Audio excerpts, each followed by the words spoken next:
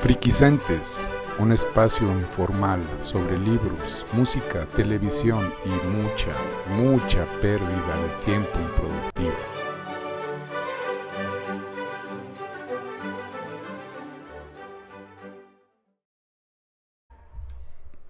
Hola, ¿qué tal? Me toca presentar el resumen de la obra que analizaremos en esta semana en Friquicentes. Eh, Voy a presentarles una breve síntesis de la obra que revisamos esta semana, que es La opinión pública de Walter Lippmann. Este libro es un libro ya viejo, fue escrito entre 1919 y 1921 y se publicó en 1922.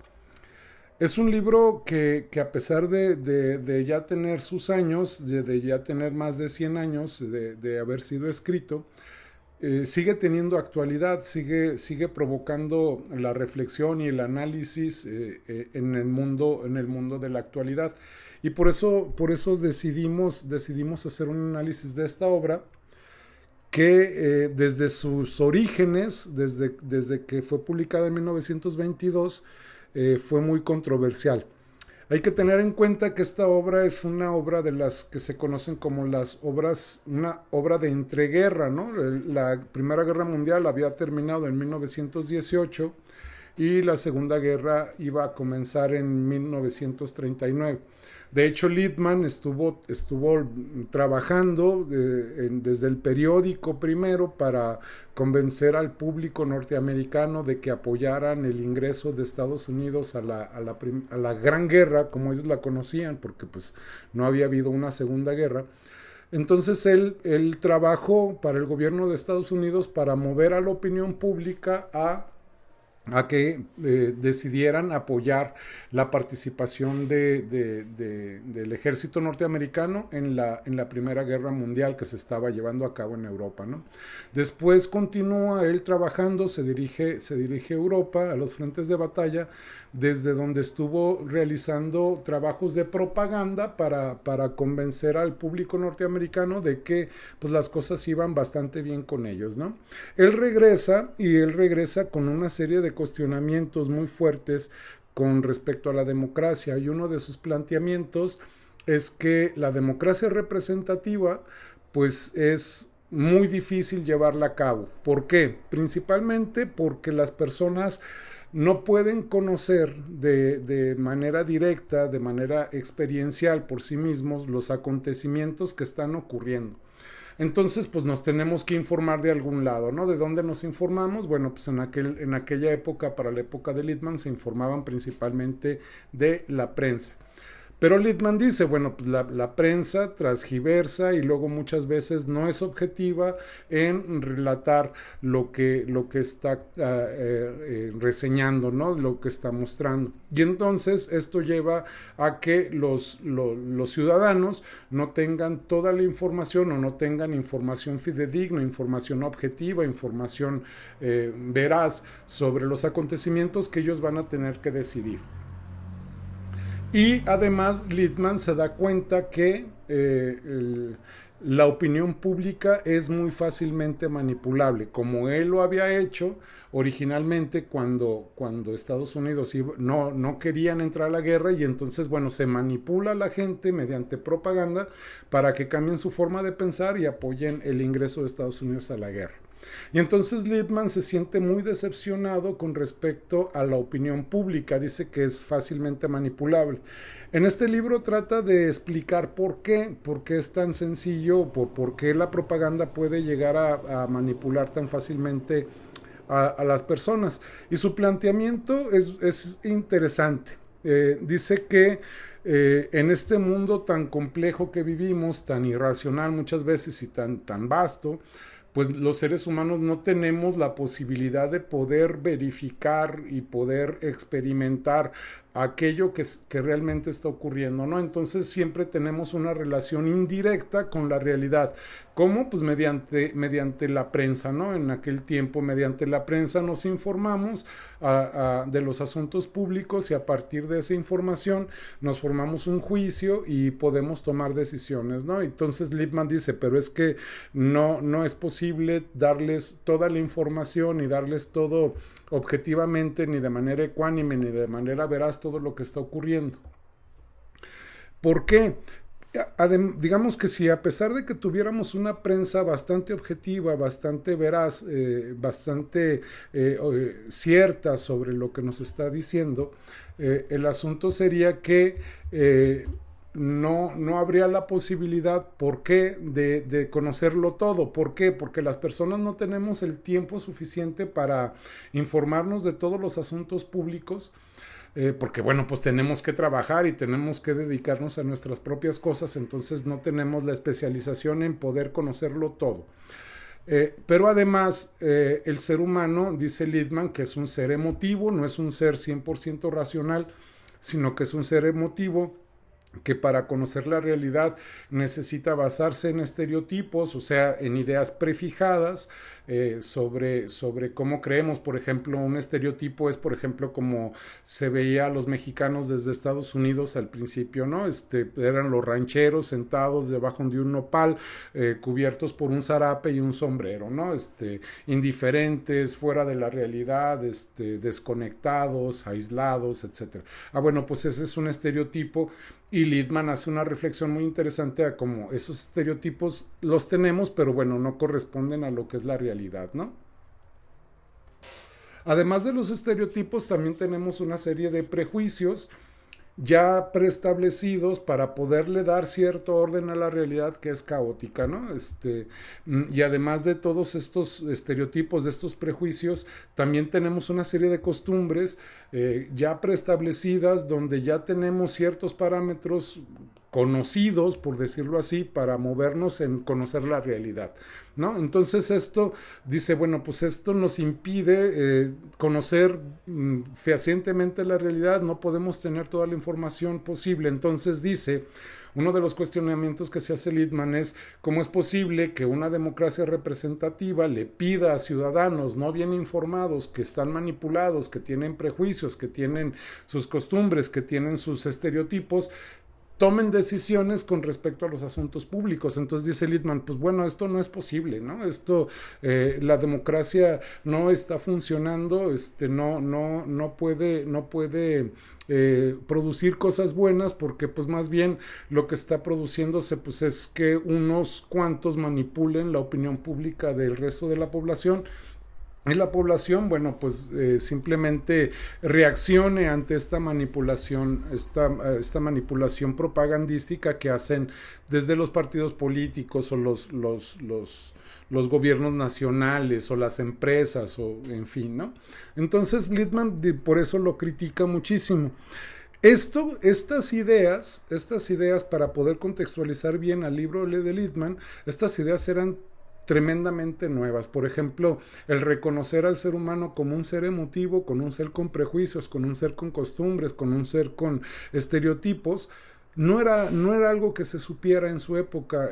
La psicología social, que le llaman ahorita a este campo, estaba en pañales, y Lippmann, bueno, se mete y rescata varios elementos importantes con respecto a este campo novedoso, ¿no? De hecho, se podría decir que Lippmann con este libro abre brecha sobre caminos desconocidos, ¿no? A partir de la obra de Lippmann se le da mucho más importancia a la opinión pública y a querer encontrar referencias objetivas que nos describan realmente pues cuál es la opinión pública, qué es lo que está pensando la gente, qué está queriendo. Y entonces, bueno, pues surgen las encuestas, ¿no? Las encuestas de opinión pública, que era un campo que no existía y que, bueno, actualmente son una verdadera industria, ¿no? Que están fundamentadas precisamente en querer encontrar, querer saber y querer prever cuál es el sentir de la opinión pública para poder tomar decisiones, ¿no?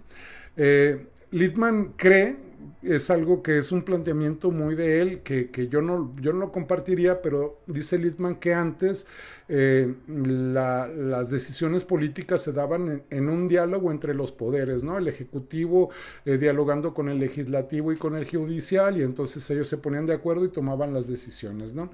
Littman cree que las decisiones en la democracia deberían de tomarse tomando en cuenta los poderes en diálogo o en conversación con la opinión pública, ¿no? Que suena bastante bien, pero creo que esto no ocurre en realidad.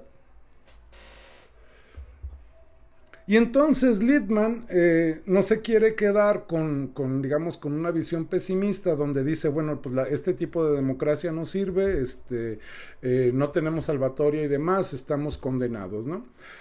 Sino que entonces Littman intenta crear una solución, que su solución a mí se me hizo que la parte más débil de su texto, que es que no todos, uno de los planteamientos que tiene Littman es que no todos los ciudadanos deberían de tener derecho a la participación de los asuntos públicos.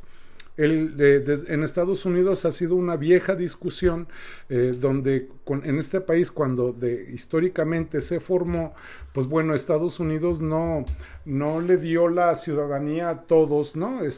Parejo, sino que para ser ciudadano, bueno, pues tenías que cumplir no solamente ciertas características de edad, sino que también deberías de ser propietario y deberías de tener una condición económica importante para que tú pudieras participar en los asuntos públicos, ¿no? ¿Qué pasaba con la gente pobre o la gente desposeída? Bueno, pues simplemente no podían participar, ¿no? Viene en el libro de Littman una discusión muy interesante donde las dos posturas, la de Hamilton, con respecto a la discusión, venía precisamente a restringir la ciudadanía a solamente aquellos que tuvieran intereses objetivos y que pudieran opinar para poder defender sus intereses, dejando afuera, pues digamos, a toda la gente desposeída, a todos los pobres, ¿no? En cambio, Jefferson defendía más la idea de una república democrática, representativa, donde la ciudadanía fuera para todos, sin importar el estatus económico, sin importar si eras propietario de tierra o no, sino era universal, ¿no? Y después incluso Lincoln lleva esto a un extremo todavía más grande, dándole, por ejemplo, la ciudadanía a los negros, ¿no? Y a las mujeres, bueno, pues eso fue algo que todavía pasaría todavía tiempo para poderle dar poder político de voz y de voto a las mujeres, ¿no? Que fue hasta principios del siglo XX cuando ya se le otorgan las categorías jurídicas de ciudadana a las mujeres, ¿no? Y entonces es muy chistoso porque, bueno, Littman cree que él se va más bien por la tendencia de Hamilton, donde no todos los ciudadanos deberían de tener una voz y voto, sino que fueran solamente aquellos elegidos con propiedades y con intereses que defender los que fueran ciudadanos.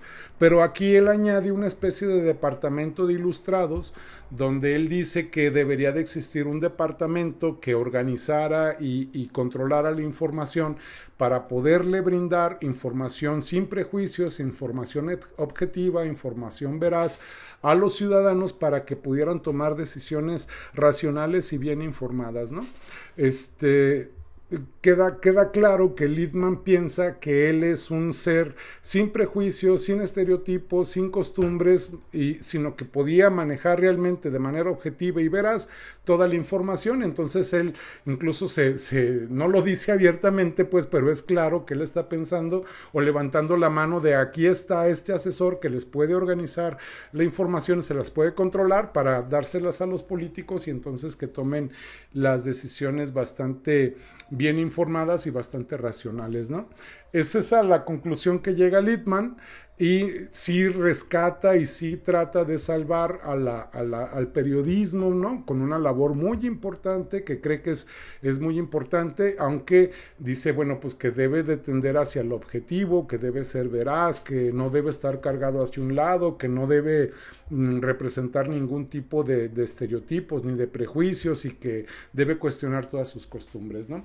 Pero además añade también, esto es una parte interesante, para Littman considera que el profesor, desde las escuelas, juega un papel muy importante en la democracia porque considera que los profesores deberían de enseñar a los alumnos, por ejemplo, a poder hacer una crítica de fuentes bastante seria, bastante significativa, bastante importante para poder distinguir qué información es veraz y qué información no lo es, ¿no?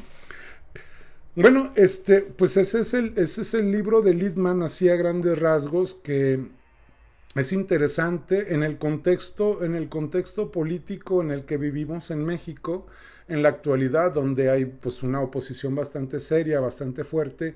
Sería interesante y sería importante abordar esta lectura y compartirla y leerla, ¿no? Para poder ver más allá de nuestros propios prejuicios, de nuestros propios estereotipos, que estamos analizando la información, a veces siendo manipulados por la propaganda, que creo que es algo que sería muy interesante el asunto de reflexionar, ¿no? Entonces, de ahí que la importancia del libro de la opinión pública de Walter Lippmann sea importante y significativo abordarlo desde hoy. Y entonces por eso decidimos abordarlo y bueno, los dejo con eso. Espero que este resumen les resulte útil, con la invitación de que pues sí lean la obra de Lippmann, que ciertamente tiene capítulos muy muy aburridos, pero en términos generales se puede llegar a disfrutar sus planteamientos, ¿no? Sobre todo teniendo en cuenta la novedad que representó su pensamiento a principios del siglo XIX. Gracias y hasta luego.